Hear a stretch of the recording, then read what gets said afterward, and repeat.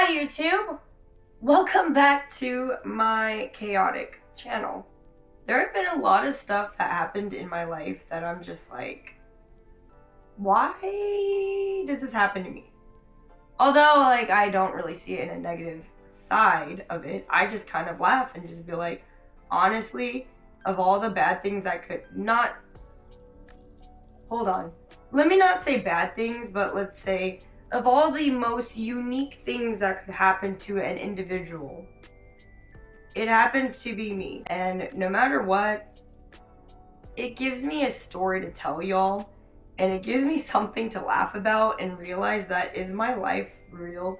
Like, I literally feel, with all the things that happen to me, I literally feel like I live in the Matrix. Like, I'm literally not joking. I'm sure y'all are aware, my primary job in the Air Force is a military training instructor at Lackland. And I took some time off from actually pushing flights on the line because my husband joined the Army. And so I've been trying to navigate life without him and having my mother-in-law help me with my grandchildren, or with her grandchildren. Now that my husband is back closer to me, albeit he's still in training, now I have peace of mind. My wholeness is complete, if that makes sense, and that is really choice words, but I am in a better mental capacity now that my husband is somewhat near, although he can't really help out with the kids. But regardless, I'm in a better mental space that I can actually push a flight. Usually what happens at the beginning of training when you get a new flight, traditionally instructors lose their voice because they are constantly yelling. Obviously, I lost my voice-ish. I got the old raspy smoker kind of voice, if that makes sense. But I was feeling very worn down, which I thought in my head, you know what? That's normal, because you are literally putting 110% of your energy into pushing this flight and molding this flight. So by the time you get to the midway point, which is the 3rd, 4th week of training, you can just theoretically relax and not yell as much and save your voice for parade or the other ceremonies. However, I started to feel a little bit run down, like a little bit more run down than I usually am when I'm pushing flights. And it got to the point where I was starting to get body aches, and I'm like, all right, we're gonna start popping the traditional Dayquil, which I usually do. And then sometimes when I do that, my body kicks it into high drive and it recovers. It was not working. Sleeping was not working. It got to the point where I obviously needed to put the towel in. So I went to the urgent care, got quarters. Actually, back that up. Yes, I did get quarters for 24 hours. But I was diagnosed with influenza B.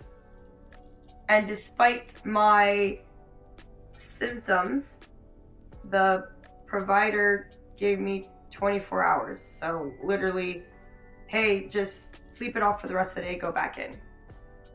Literally by the next day. Mind you, with my stuff happening, my husband, he's supposed to be staying in the barracks in prior service. He randomly comes home in the middle of the night, which I thought that I was having a fever dream, like him coming in and stuff like that, because I was hot, despite taking Motrin, Tylenol, and all that stuff.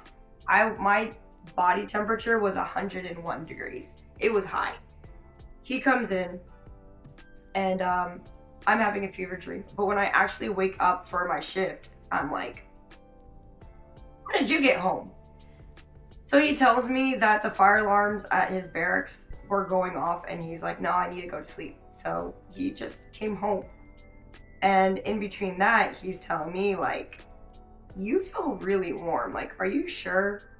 Are you sure you should be going back to work? And I'm thinking, well, I literally only got 24-hour quarters. So apparently the doctor thinks I'm good. But I'm gonna go to work and I'm gonna have to throw in the towel. Like, I'm not good.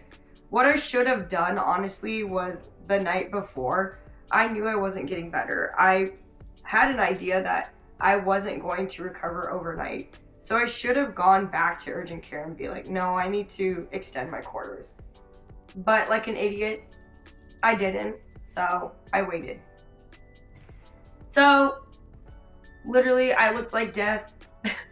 All my coworkers were telling me, you don't look good. You probably should leave. So I left. By the way, before I left, the on-duty flight commander's like, no, what you should do is if you really feel bad, you probably have COVID or influenza.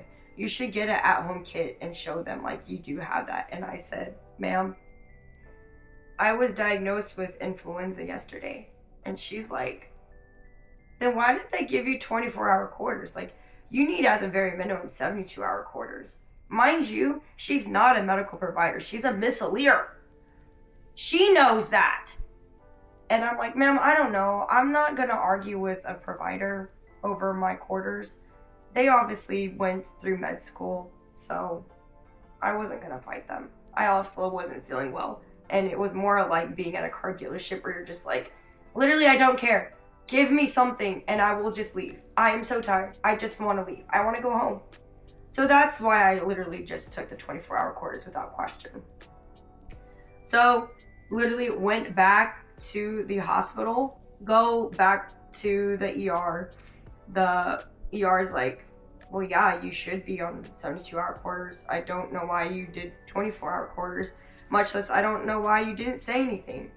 And again, it's like, sir, I'm not going to argue a medical provider of how much I need off. Anyway, so he gave me 72-hour quarters, and I literally was like, I did not exist.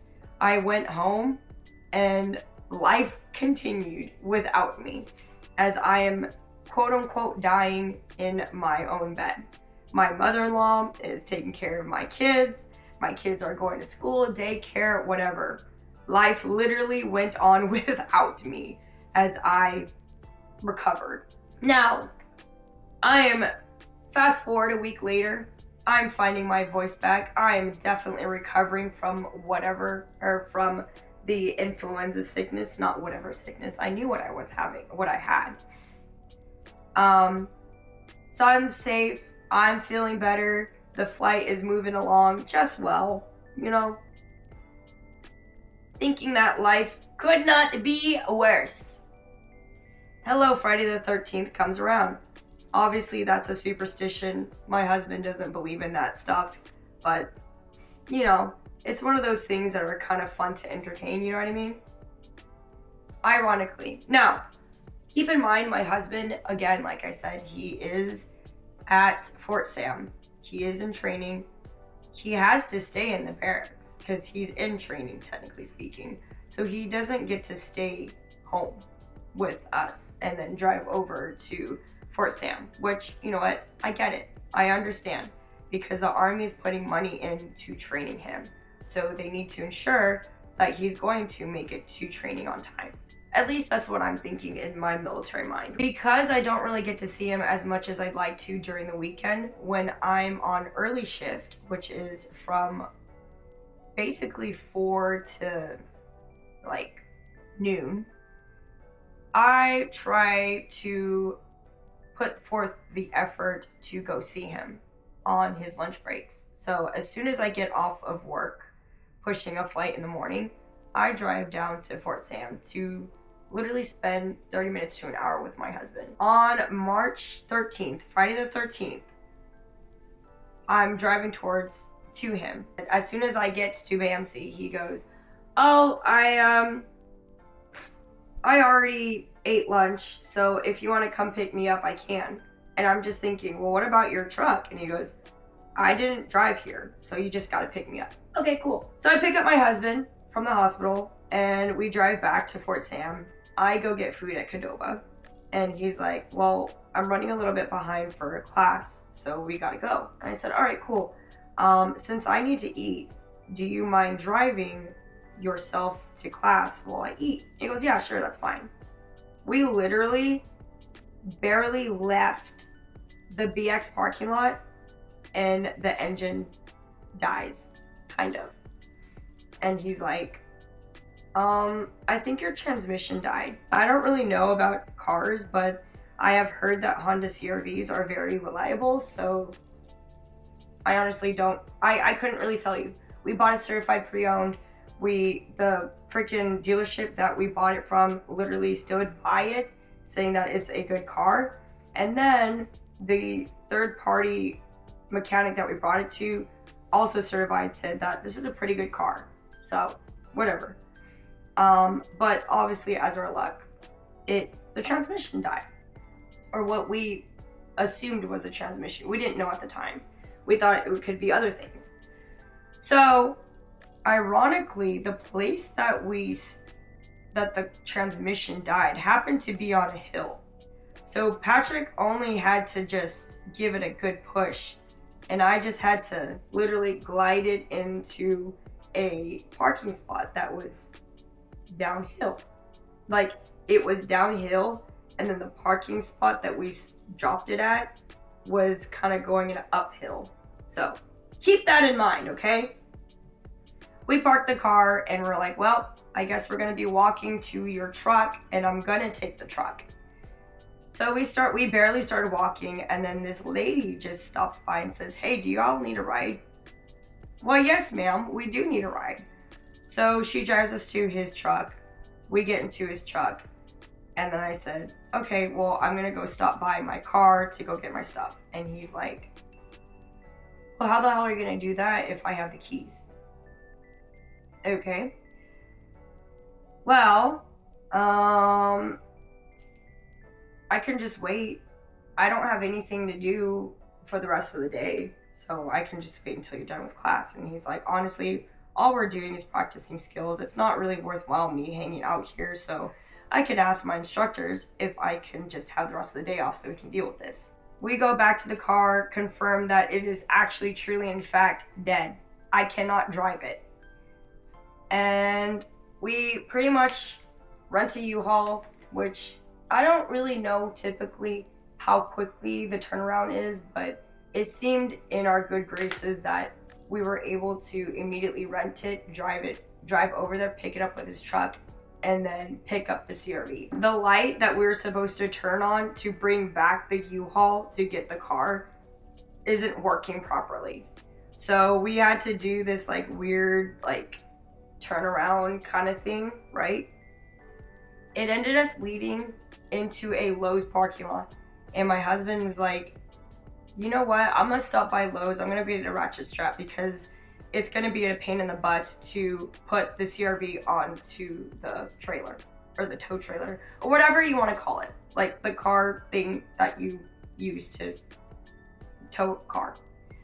So he goes into Lowe's and he comes back, he gets his ratchet strap, and he's like, you know what, maybe it was a good thing for that light to not work, because we wouldn't have stopped by Lowe's. I wouldn't have thought to stop by Lowe's to get a ratchet strap.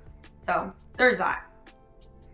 So we get to back to the CR-V, and keep in mind, like how I told you that the CR-V was parked at a parking lot that kind of goes up in a hill. Again, all Patrick had to do was essentially push it. Now, mind you, it took 2 times because I couldn't really understand his instructions, and I bumped into the curb the first time, so we had to push it back up on the hill and then get it right. So it still worked out. We could still push the car up into the ramp, use a ratchet strap, and bring it to the dealer, or not to the dealership, to the mechanic that we originally brought it to. That was kind of working our graces as well, because the timing just worked out, and he said, oh yeah, we're about to close up shop, but you can keep it over here, and we can take a look at it on Monday when we open up again. Which, honestly, I kind of feel like that was good timing too. So we were able to bring the car in and all that stuff like that. And as we're driving around, number one, this kind of, although the circumstances weren't ideal, this was kind of a situation where it's like, well, I get to spend more time with my husband. Okay, if you think about the timelines and you think about the situations, number one, I had to drive to go pick up my husband at BAMC. He didn't have a car. Had he had a car, I could have drove it. We could have parted ways after I got Qdoba, and I would have been stranded on the side of the freeway when my transmission died. Okay? Or maybe I barely made it out of Fort Sam and the transmission died, and he would have gone to class. So that situation would have been ideal because the car would have been stranded on the side of the road rather than a parking lot that we parked the car in. Now, also, that's the bigger one. That's the one thing that I'm just like, yeah, the universe kind of works in mysterious ways. But that is the biggest one. That is the biggest one that I think about, that the situation could have been worse. Instead of him being with me, I could have been by myself. And I honestly wouldn't know what I would have done. Or I could have just not seen him that day, driven home, and the next morning when I'm getting ready to go to my shift, my transmission dies. So how am I gonna go to work if my transmission dies? So I kind of think all about those things, like main character energy. All these situations couldn't have fallen on someone better equipped to deal with it, if that makes sense. Who else has the type of luck that I do? You know what I mean? Like, it's kind of funny. Like, I literally think about that and I'm telling you these stories. I tell you these stories because it's just like, you cannot make this up. Like, I wish I could make this up. I wish I was crafty to think about these things. But, like, now I just kind of laugh. I laugh at it. And it's entertaining to tell you these stories because it's just like, dang, that's crazy. But at the end of the story, bottom line is, like, number one, like, you gotta go through life with a positive attitude. Even though, like, the circumstances may be crappy, you gotta step back and be like, you know what? Honestly, this is probably a good time for me to have this situation happen. Or, honestly, this situation could have been a lot worse than what it is now. So, yeah. Hope you all entertained, and I will see you guys in the next video.